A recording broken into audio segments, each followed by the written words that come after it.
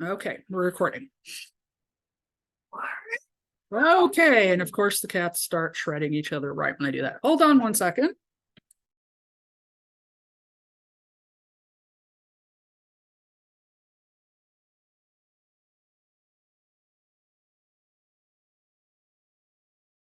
Sorry about that. Apparently you guys needed a show tonight from the cats. Yeah, I have one cat that is a gigantic ginger, and he thinks he is all that in a bag of chips. And every once in a while he has to start fights.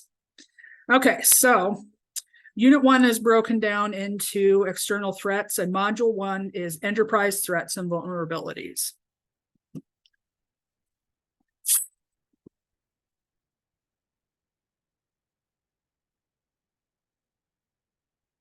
And no, I'm not going to be doing these icebreakers that they throw in here. Okay, types of attacks. And like I said, these are just continuations of things that we've already been over in the first class here. So attacks using malware, memory vulnerability attacks, web server application attacks, session hijacking, attacks on credentials, exploitation and penetration attacks, and social engineering attacks. Attacks using malware. So malware, as we've talked about, general term for virtually any type of malicious software designed to harm or exploit a device, service, or network. Enters a computer system without the user's knowledge or consent, and then performs an unwanted and harmful action.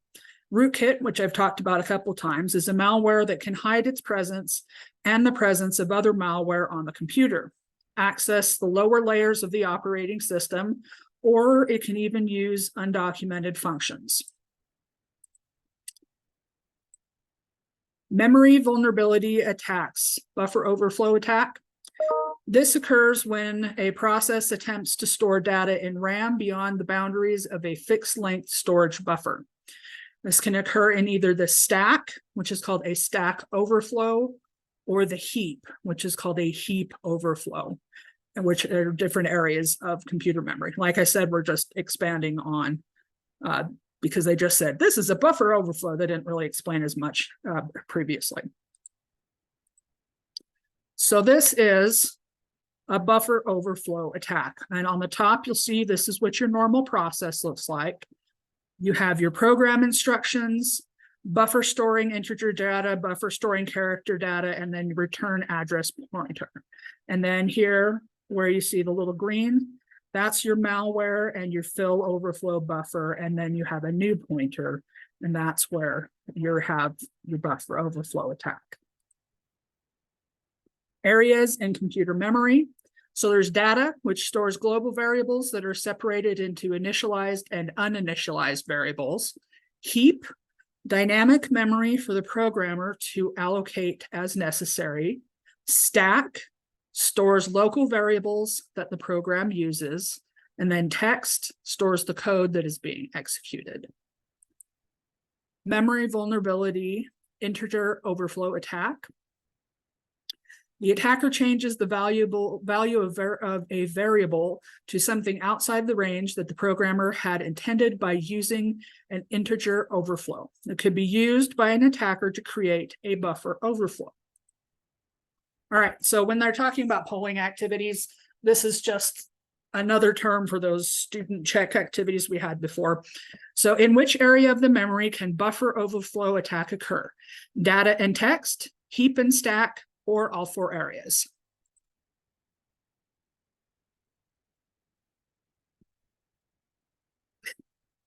I'm getting that there's a lot of we don't know on here. So, okay. Remember what they were talking about, the heap and the stack. Because buffers are found in the stack and heap areas, that's where your buffer overflow attack can occur. It's in those particular areas. Web server application attack scripting. So many websites accept user input. Threat actors can take advantage of this user input and display it in cross-site scripting attacks. Cross-site scripting, you remember those? They refer to an attack using scripting that originates on one site to impact another site. It's essentially a client-side code injection attack using a web application. Okay, so this is an example of a cross-site scripting attack. So they're using that everythingaboutsportsforum.com, which is a terrible name for, because it's way too long, but you can see these are the inputs on the left. New sports topic, and you see how they have their writing with the script equals blah blah blah. You should when you're writing the coding, you should not allow, there are certain characters that you should say no, you can't allow these characters, because that's specifically because of attacks like this. You don't want those backslash and the things that you can throw scripting in there with. Usually they shut down when you have entry boxes, so you can't create cross-site scripting attacks like this. But as you can see, that's what they're trying to do here. And what they're actually doing is throwing that script in there, and then they're redirecting it instead of having their what they're supposed to do. They're going to the dark web evil payload site instead. Okay. Types of cross-site scripting attacks. We have the name, description, and comment. There's reflected cross-site scripting. A user enters input into a web application that is then immediately displayed back or reflected to initiate the attack. This is the simplest form of cross-site scripting. Persistent cross-site scripting. A threat actor enters input into a blog post or forum that is stored, which is why it's called persistent, and an unsuspecting user later displays it to initiate the attack. It's also called a stored cross-site scripting or second-order cross-site scripting. Document object model cross-site scripting. A web application writes data to the document object model on the web server without proper sanitization, and the attacker manipulates this data to include cross-site scripting content on the web page. The document object model is a convention used to represent and work with objects in HTML document and other document types. So without sanitizing that, they have this out there, and it gets posted in there instead of purged.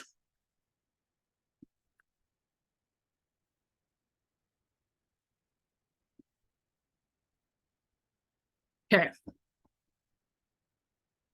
Threat actor who controls a script that is executed in the victim's browser through cross-site scripting could fully compromise that user. The attacker can do the following. They can initiate interactions with other application users, including malicious attacks that appear to originate from trusted victims. Modify any information that the user is able to modify. Perform any action within the application that the user can perform, and view any information that the user is able to view. This is why it's also very important if you have an admin that's logging in through this. It's also why a lot of times they have a secondary login for admins, because if you have an attack like this and they've managed to get an admin account, just think about the level of damage that they can do with that cross-site scripting attack. Web server application attacks injection. So there's structured query language SQL injection. Targets SQL servers by introducing commands into the server, much in the same way that a cross-site scripting attack injects malicious commands into a web application.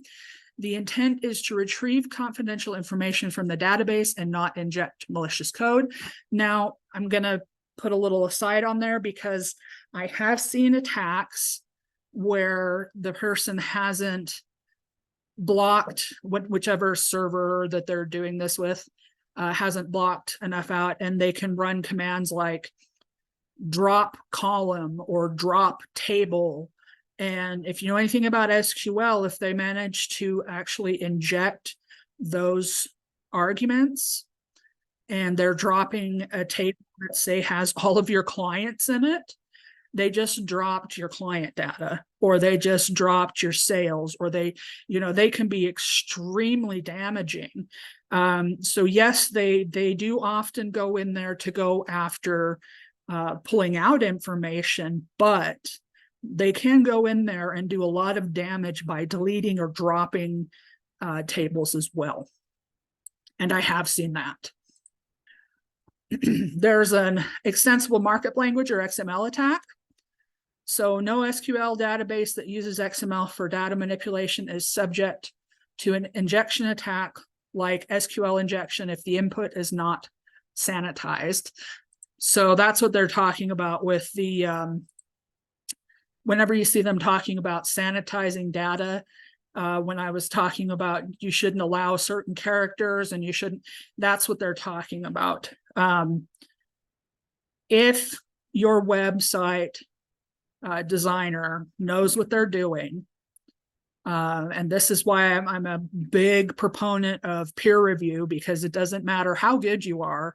If you've looked at something for hours and hours and hours, and if any of you have ever done any programming, you're after a while your eyeballs just feel like they're going to bleed and everything looks fine, but your eyes will just skip over it because you're like, okay, that's what's supposed to be there, and your brain kind of corrects it. Which is why sometimes it's not only good to have the programs that say, hey, did you mean to do this? But it's also good to have another programmer look at that too. Because they might catch something and go, hey, you forgot to remove the ability to put brackets in or something that you would normally not put in. Yeah, Gwen, I totally understand that. But yeah, when I took over from someone who, and I don't want to badmouth the person, so I won't say where or when, but they took coding a good 20 years before I did and refused to update their knowledge, which was really the problem. I had a lot of holes I had to backfill. So that I really have to say, if you're going to be in anything having to do with IT, you're going to be constantly learning, and you can't refuse to update your skill sets. Yeah, it was terrible. It was really bad. It was like looking at code from the early 2000s, and it made me sad. It made my brain hurt. And I spent a lot of overtime fixing things. So yeah, they had some things like stuff stored on servers in plain text, and it was a nightmare. That's why I said you never think you're going to see stuff, but you don't know if you're because you're unless you're doing it brand new from scratch, you don't know what you're getting into. Session hijacking. Session ID is a unique value that a web server assigns a specific user for the duration of that user's visit, at least 128 bits in length, and hashed using a secure hash function like SHA-256, can be contained as part of a URL extension by using hidden form fields. Session hijacking occurs when a threat actor takes over a user's session. One method used for hijacking a session involves intercepting the session ID. This is done through cross-site scripting or man-in-the-middle, or remember man-in-the-browser attacks, in which a communication between two systems is intercepted. So basically the person thinks, okay, everything's fine, but in reality, they've got that person sitting between their session and whatever it is they've been authenticated with, and they're messing with everything. Hey, attacks on credentials, authentication credentials, elements that prove authenticity. Threat actors use a variety of techniques to attack credentials and gain access to protected systems. Okay, there's password spraying attack, which I think we briefly went over. But this one takes one or a small number of commonly used passwords, like password 1 or 1, 2, 3, 4, 5, 6, and then uses the same password when trying to log into several user accounts. I like to think of it as either if you visualize it as like, it's like the fire hose technique. you've got multiple user accounts and you're just taking these common passwords and just spraying them all over to see what will and won't work. And they create those dictionaries of common passwords from experience, and they've been pulled from multiple data breaches, so they have a pretty decent chance of finding at least one if they have a ton of different viable usernames that they might be able to use. Next, there's credential stuffing, which takes advantage of very large number of stolen passwords that have been posted online by threat actors. As users repeat their passwords on multiple accounts, don't do that. Attackers use these passwords in their attacks with a high probability of success. This is why I tell people use password managers, use randomly created stuff, and never, ever, ever use the same password for multiple systems. But a lot of the time, I could see Discord having a problem with that. I do know that if you create a Discord server and you do not know how to set up the security for it, you're basically just creating a big old target. That was the very first thing that I learned before I started creating them, was I had to go out and read all of the possible ways that you could mess up your Discord server. And the first time I created one, I was like, oh, this is not good. Because I created some stuff in the wrong way. Now, as they continue to update things, it is still possible to screw up.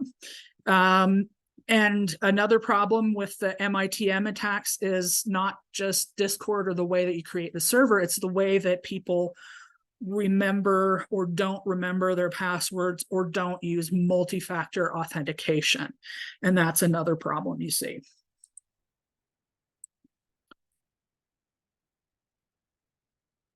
Okay, we might do this one just shortly. Many of the attacks focus on attempting to compromise passwords because passwords are the most common form of authentication credential. The two types of password attacks are password spraying and credential stuffing. Why does credential stuffing have a higher probability of success than password spraying attacks? So why do you think, after reading that previous slide, why do you think credential stuffing has a higher likelihood of working than password spraying?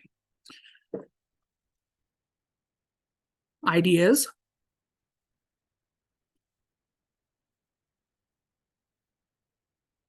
Exactly right, Nick. Stuffing uses already known passwords, and they're applied across multiple accounts.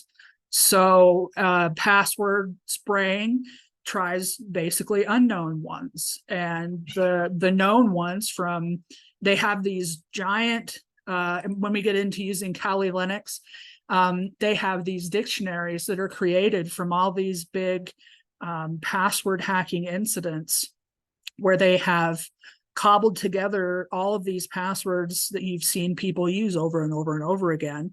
In fact, I think the best one is called the RockU. It's possible that they might have a better one now, but the RockU dictionary has the highest success rate when they're using it for these type of attacks. So that's exactly it. Good job.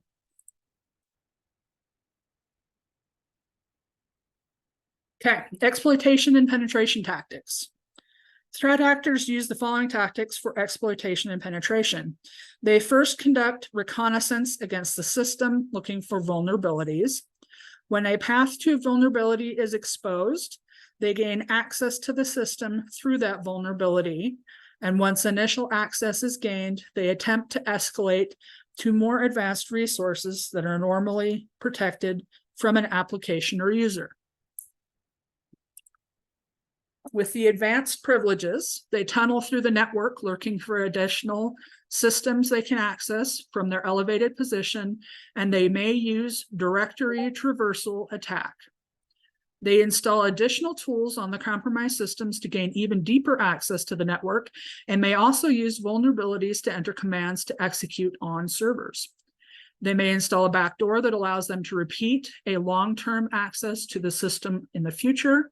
Once the backdoor is installed, they can continue to probe until they find the ultimate target and perform their intended malicious action. Now, when it comes to APTs, most of the time they do install a backdoor because they want to take, they want to fly under the radar, and they want to take, they usually take more time.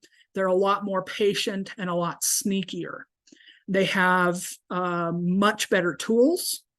And because they're state backed, they have a lot more funding, and frequently they have entire staff supporting them. Social engineering. This is one of my favorite areas. Social engineering is the means of eliciting information or gathering data by relying on the weakness of individuals.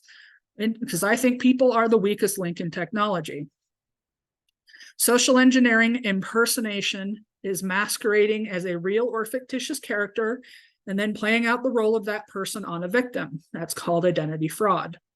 Pretexting, and that's a term that you should remember because you will see it in the CEH, Certified Ethical Hacker, and you will also see it in the CompTIA Sec Plus exam. The pretext, the goal of the impersonation is to obtain private information. Which of the following attacks take advantage of user input? Cross-site scripting, rootkit, session hijack, buffer overflow. So remember, user input.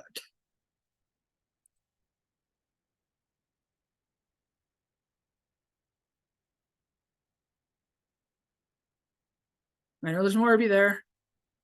There we go. Okay, let's see what they've got. All right, so what they put is cross-site scripting. Threat actors can take advantage of user input and display cross-site scripting attack. Cross-site scripting refers to an attack using scripting that originates on one site to impact another.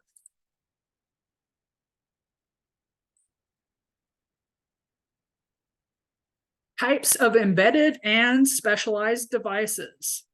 Hardware and software, industrial systems. Now, I will tell you, like we've talked about a bunch of the other things, but industrialized systems are their own beast, and they have a lot of specialty controls and hardware. If you're ever interested in this particular section, they have a big lack of personnel. So it is a very good section if it's ever something that you might want to go into. And yes, most of you guys, when I watch you do tests, you second guess yourself out of the right answer more times than not. But that's actually pretty common for most people. So don't feel bad. Okay, campus systems, IoT devices, and specialized systems. Hardware and software. So there's the Raspberry Pi. Low cost, yeah, well, it was originally low cost. Credit card size computer motherboard, if you can find it, it's low cost. If there's someone out there price scalping for it right now, it's insanely high. There's the Arduino, which is designed as a controller for other devices. You see this a lot in conjunction with the Raspberry Pi or other Raspberry Pi-like devices. There's a field programmable gate array, which is a hardware chip or integrated circuit that can be programmed by the user to carry out one or more logical operations. There's a system on a chip, or SoC, which combines all the required electronic circuits of various computer components on a single IC chip. Uses a real-time operating system that is specifically designed OS for a SoC in an embedded or specialized system. So these you'll see a lot in industrial stuff too. Cool. So anytime you see ICS, they're usually talking about industrial control systems. So this managed devices locally or at remote locations by collecting, monitoring, and processing real-time data so that machines can directly control devices such as valves, pumps, and motors without the need for human intervention. That's why I said, if you're at all interested in this area, it is a growing field, because they have realized recently, well, within the last 5 to 10 years, that when you're dealing with ICS systems, now this is like our big like power relay systems, big industry systems, big factories, things like that.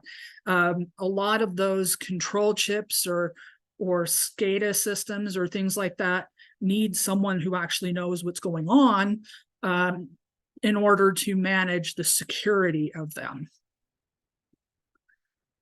So multiple ICS are managed by larger supervisory control and data acquisition, or SCADA systems.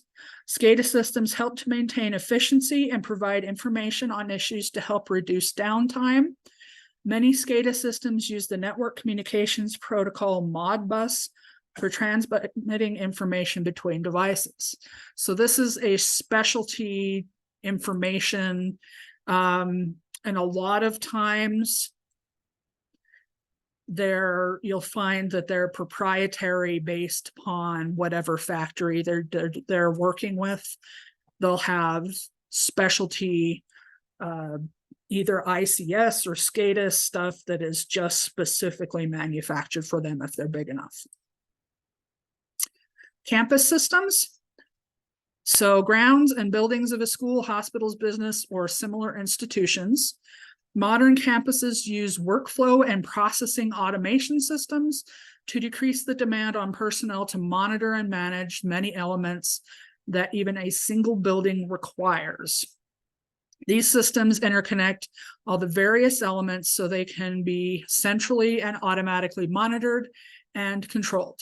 Common systems, building automation system that manages building elements, which include physical access control systems. A lot of times you'll also see a little bit of crossover depending on it with the HVAC, the heating and cooling people as well. Okay. A neighborhood school wants to decrease the demands on personnel to monitor and manage the many elements that the school requires. The school reaches out to you, advise the school on using appropriate embedded and specialized devices for its need. Okay, this one is something that you could see, but there are so many different types that you can do on this. I just want you guys to think about this. Right? Yeah. A lot of times they use CCTV. There are so many different ways that you can do this, but yeah, just think about this one. And this one will probably cause a huge discussion because of schools. And we talked a little bit about the man traps and things like that. But yeah, think about our local schools and think about the types of devices that you're going to run into. And I will say, that jobs in what they call soft target markets, like schools, for security people, you're going to see a sharp rise in those in the next 5 years. It would be nice to see the physical security. I mean, they're better than they used to be, but usually if you do some sort of penetration with testing with a school district, they realize, oh, wow, that's not good, very quickly. And then I think that's something that needs to be done a lot more. I will say that if you're interested in the field of penetration testing and you want to stay in Idaho, there are very few contractors that do that here locally. So it is a wide open market. And if you're interested in it at all, go for it.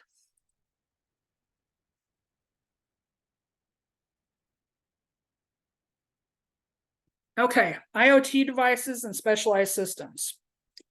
So you guys know that I have a love-hate relationship with those. IoT devices, they're talking about wearable technology, multifunction devices, and everyday home automation items like your thermostats, coffee makers, tire sensors, speakers. They have all sorts of things in your kitchen now. There's so many things. Pretty much everything out there can be turned into an IoT device, or there is some version of it out there. Specialized systems, there's a controller area network, or CAN bus, in automobiles, and then there's things like drones. And I will say that if you do anything with drones, you better be used to talking to law enforcement, because there's a lot of crossover between that and the military. Okay. Which of the following is an IoT device? This one's kind of a gimme. Drone, Raspberry Pi, or a coffee maker?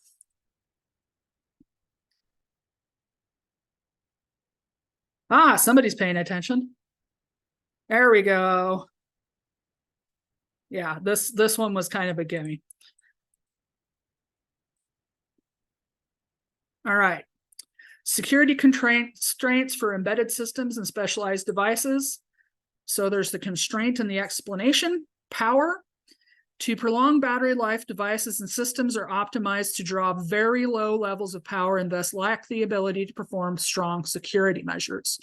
They try to make a small footprint, which is great for some things, but bad for security. Compute. Due to their size, small devices typically possess low processing capabilities, which restricts complex and comprehensive security measures. Network. To simplify connecting a device to a network, many device designers support network protocols that lack advanced security features. In fact, a lot of them have what are called set it and forget it network security features, which honestly, security should not even be in that sentence at that point. Cryptography. Encryption and decryption are resource-intensive tasks that require significant processing and storage capabilities. And those devices, of course, lack that capability. And then there's the inability to patch. Few, if any, devices have been designed with the capability for being updated to address exposed security vulnerabilities.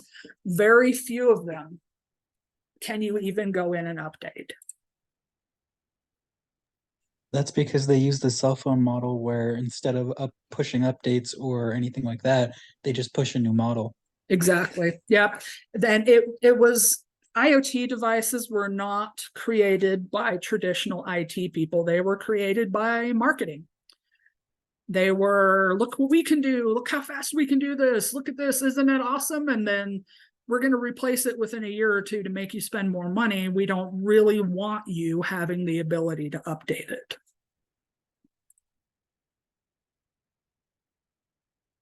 Okay. Authentication. To keep costs at a minimum, most devices lack authentication features. Range. Not all devices have long-range capabilities like remote security updates. Cost. Most developers are concerned primarily with making products as inexpensive as possible, which means leaving out all security protections. Implied trust. I really hate that term. Many devices are designed without any security features, but operate on an implied trust basis that assumes all other devices or users can be trusted. Weak defaults. So these are these lovely admin root 1, 2, 3, and a lot of times they're baked in. So again, you can't change them. Security issues. The Internet of Things Cybersecurity Improvement Act of 2019. California and Oregon state law requires that connected devices be equipped with, quote, reasonable security features, appropriate for the nature and function of the device and the information the device collects, contains, or transmits. Devices must be designed to protect both the device itself and any information contained within the device from unauthorized access, destruction, use, modification, or disclosure.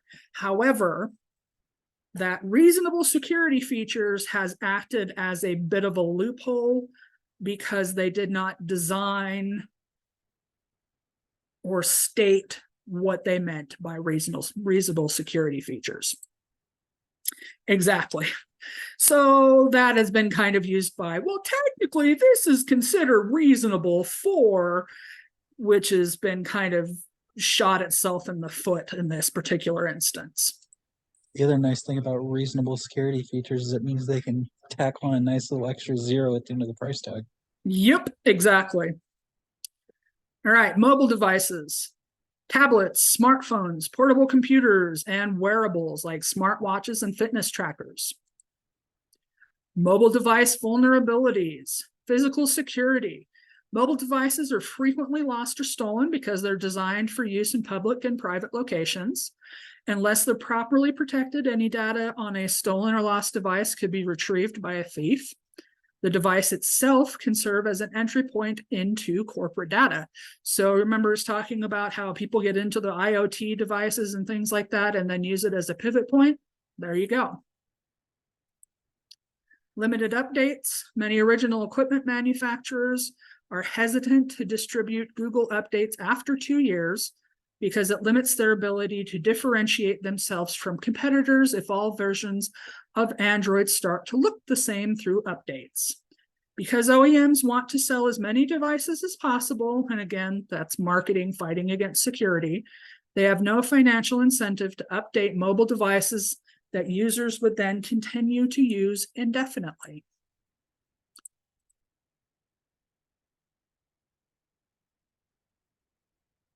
Location tracking.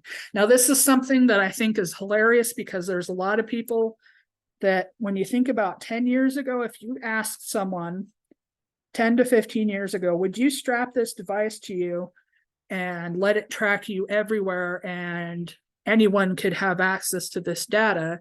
They'd freak out. But now things like Fitbits and they're commonplace. And it seems that a lot of people, because they're just used to these, it's just their brain gets tired after a while of having to do this. And they're like, whatever, I don't care anymore. So location tracking. By using geolocation, attackers can determine where users with mobile devices are currently located and use that information to follow them and steal mobile devices or, in worst case scenarios, inflict physical harm. By adding geographical identification data to a photo and posting it on a social networking site, a user may inadvertently identify a private location to anyone who can access the photo. This is why I turn all that crap off and why I tell everyone I know to turn it off. Unauthorized recording. Threat actors can secretly spy on an unsuspecting victim and record conversations or videos by infecting the device with malware.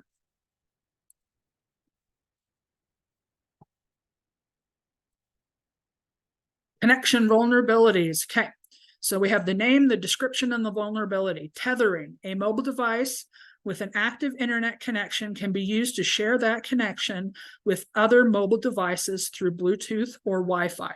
I will say of the two, Bluetooth is the less secure. An unsecured mobile device may infect other tethered mobile devices or the corporate network itself. USB on the go, OTG.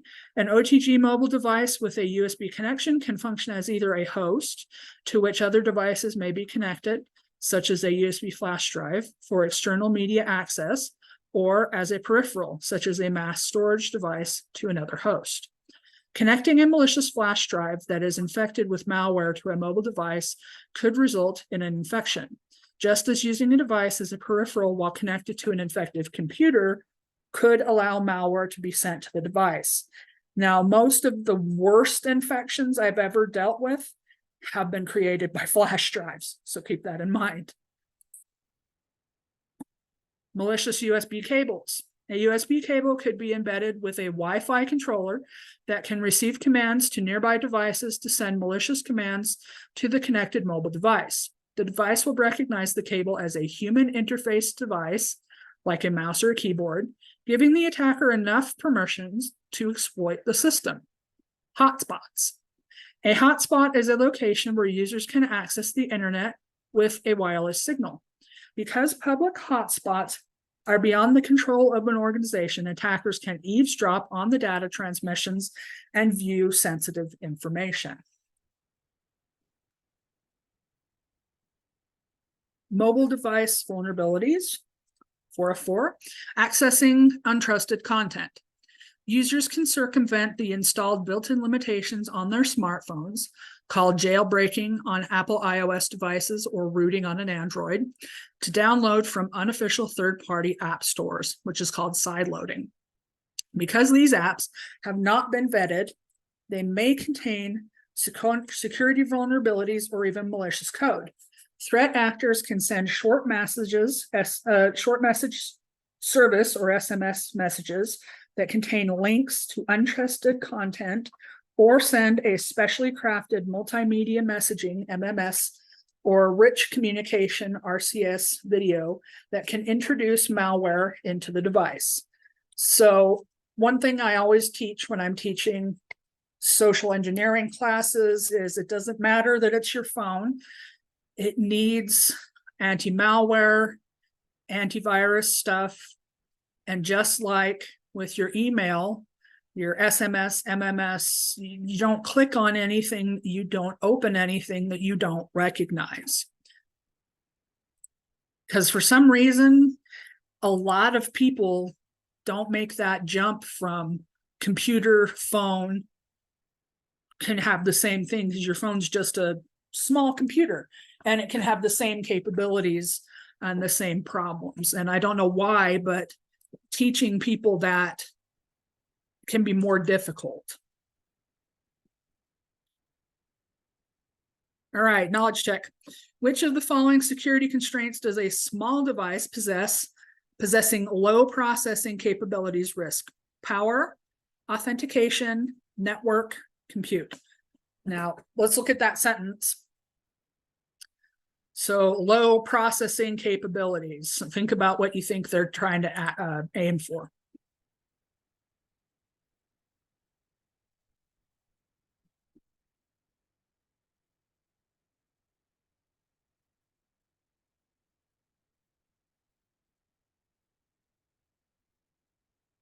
Good job.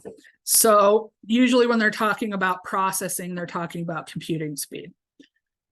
So